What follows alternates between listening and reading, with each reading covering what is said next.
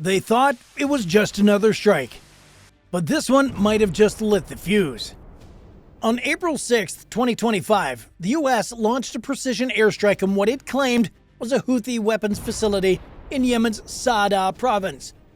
The explosion rocked a two-story building just before dawn, flattening walls, shattering windows, and killing at least 2 people, according to Houthi media. But here's the twist. Locals say it wasn't a weapons depot. They claim it was just a solar power shop. The Pentagon insists otherwise, calling it a legitimate military target used to plan attacks on Red Sea shipping. And just 24 hours before this strike, Donald Trump posted an image on social media showing a bomb mid-drop. Coincidence? Or something bigger in motion? So now the world's asking, was this a clean strike to deter Houthi aggression? Or did the U.S. just hand the rebels their next propaganda victory?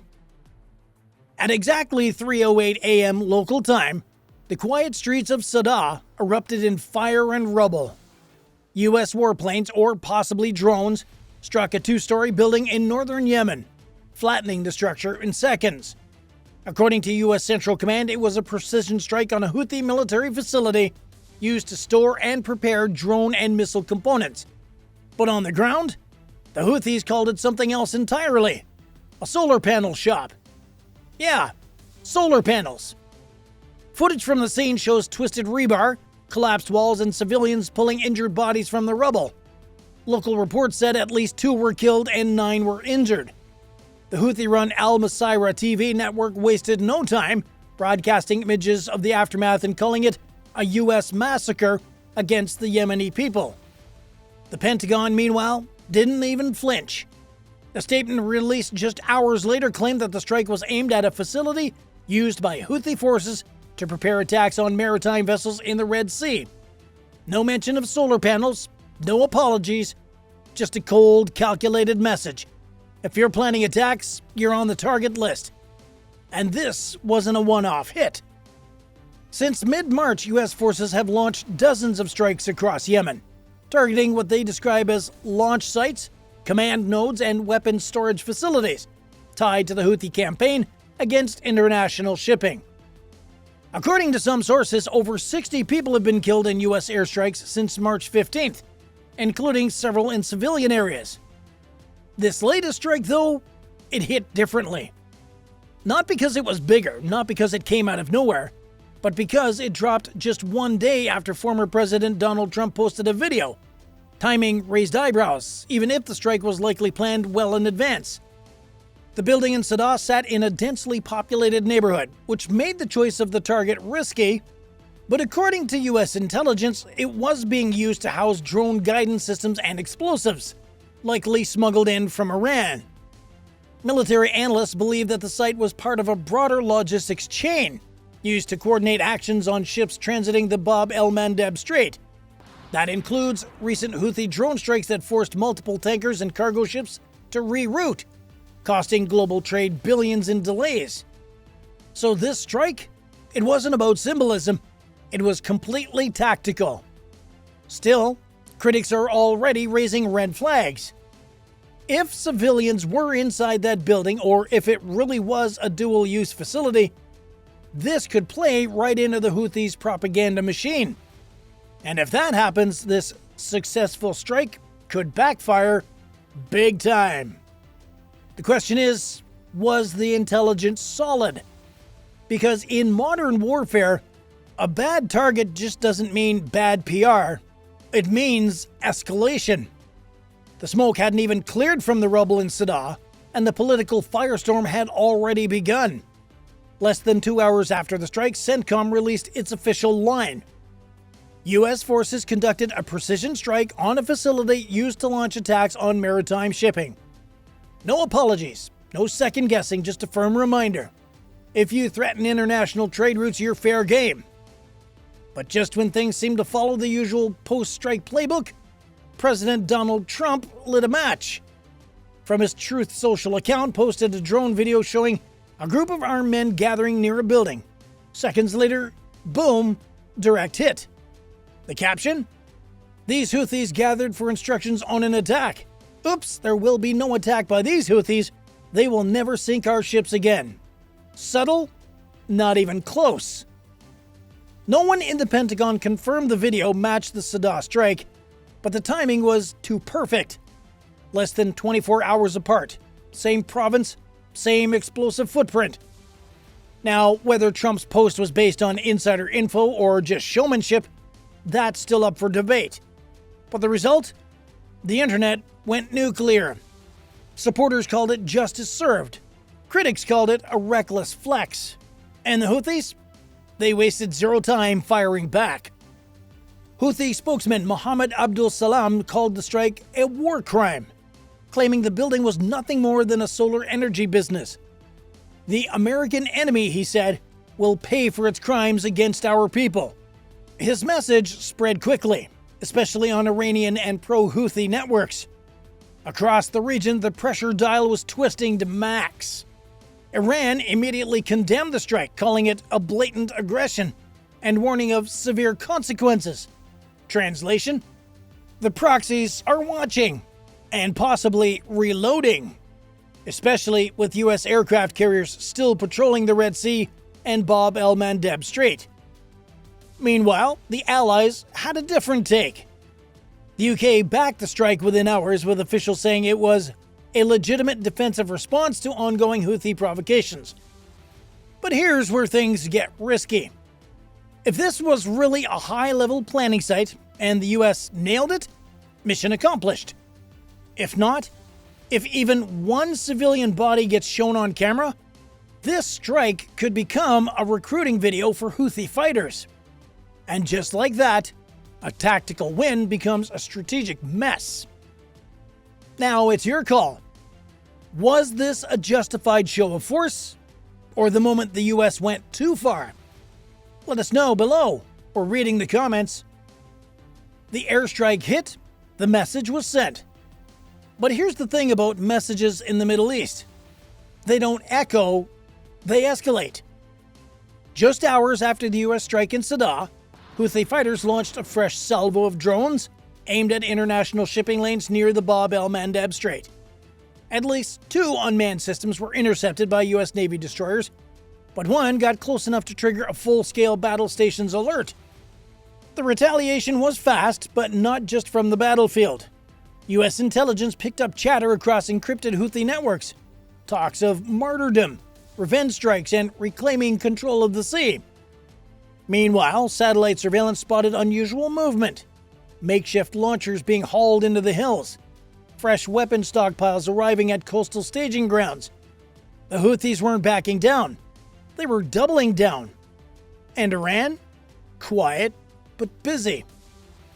While no direct statement came from Tehran, their fingerprints were all over it. Reports from U.S. defense analysts confirmed Iranian drone parts were recovered from recent Red Sea interceptions. The message is clear. Iran might be stepping back publicly, but behind the scenes, the supply lines are still wide open. Meanwhile, the U.S. wasn't about to play defense forever. Carrier strike groups tightened formations. Reaper drones flew constant overwatch along the western Yemeni coast. And then came the heavy hitters. EA-18G Growlers jamming signals from high altitude, cutting off Houthi coordination mid-transmission. B-2 stealth bombers were rumored to have left Diego Garcia. Unconfirmed, but that kind of rumor doesn't start unless something big is moving. The balance of power was shifting again. But this time, the risk wasn't just military, it was economic. Tanker operators started pulling out of the Red Sea routes. Major shipping companies rerouted vessels around to the Cape of Good Hope, adding weeks and millions in fuel costs to each trip. Insurance premiums for cargo heading through the Red Sea spiked overnight. Every drone that makes it into the sky isn't just a threat to a ship, it's a $10 million headache to global trade. And the Houthis know it. Their strategy isn't about winning firefights, it's about disruption, optics, fear. If they can keep the world watching long enough and bleeding cash, they consider it a victory. That's why this strike in Sada hit deeper than rubble. It wasn't just about taking out a building, it was about showing that the US is willing to hit first, and hit hard. But that show of force, it comes with consequences. Retaliation, misdirection, proxy warfare. And now we're in a place where one miscalculation, one drone that slips through, one bad hit on a civilian target could spark something bigger. Because when both sides raise the stakes, someone's going to call the bluff. And while the war drums pounded across headlines and command centers, on the ground in Yemen, it was screams, smoke, and silence. Because beneath all of the talk of precision strikes and strategic messaging, there were real people buried under real rubble. The building hit in Sada? According to the Pentagon intel, it was a weapons hub. But according to the people who lived 2 doors down, it was a quiet place. A dusty corner shop with solar batteries and wiring stacked in crates. When the missile hit, the entire block shook. Shards of glass flew like shrapnel. A 12-year-old boy lost both his legs. His mother, gone. But the blast didn't just collapse walls. It shredded what little normalcy remained. And here's the kicker. This isn't the exception anymore. It's becoming the norm. Since mid-March, U.S. strikes on northern Yemen have killed over 60 people, according to local sources. Not all of them were fighters. Some were farmers, shopkeepers, kids. That's the brutal math of modern conflict. Smart bombs, dumb consequences. And every time a civilian dies in a targeted hit, the Houthis don't need to shoot a bullet. They just roll the cameras. They broadcast the aftermath on satellite channels, frame it as American imperialism, and turn blood into propaganda. The question is no longer whether the airstrikes are hurting Houthi logistics. It's about how much they're hurting everyone else too. Because in Sada, it's not about geopolitics. It's about whether there's clean water today, whether the generator has fuel, whether your kid makes it to bedtime without another bomb landing 2 blocks away. This is what war looks like when you're not behind the drone screen. This is the cost of every clean strike that makes the news. While medics in Yemen scrambled to save lives, the world picked sides. In Washington, the narrative was clear. We hit a threat before it hit us. It's about global trade, naval deterrence, proxy power plays. And everyone's betting on whether this was just a warning shot or the first move on a wider chessboard. But here's the problem with playing chess in a minefield. One wrong move and the whole board explodes. So what did this U.S. airstrike really accomplish? On paper, it was a tactical win. One less launch site. One more warning shot. The kind of strike that says, we see you, we can reach you, don't test us. But the thing about precision is it only works if the intel's perfect. And in war, nothing is ever perfect. Yes, the target may have been a Houthi staging facility. Yes, it may have prevented a drone swarm from being launched at the Red Sea.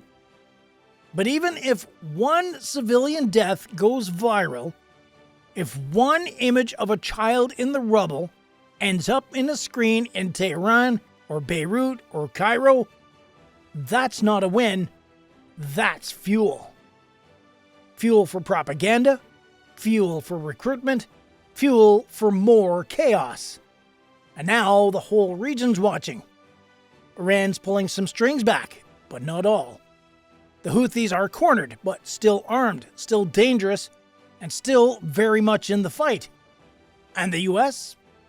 It just showed the world that it's willing to go beyond warnings and blow things up. The real question now isn't what we hit last week, it's what happens next week. Because this isn't over, not by a long shot. The Houthis have already promised revenge, Iran is watching and waiting, commercial shipping lanes remain high risk, and US forces are sitting in the middle of it all, with their finger on the trigger and their eyes on the horizon. So let me ask you this. Did the US just prevent the next Houthi drone attack? Or did it just hand the rebels a brand new reason to strike harder? Drop your thoughts in the comments below. We're reading every single one.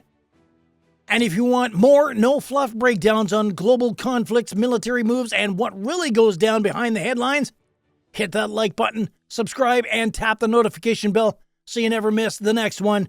Thanks for watching.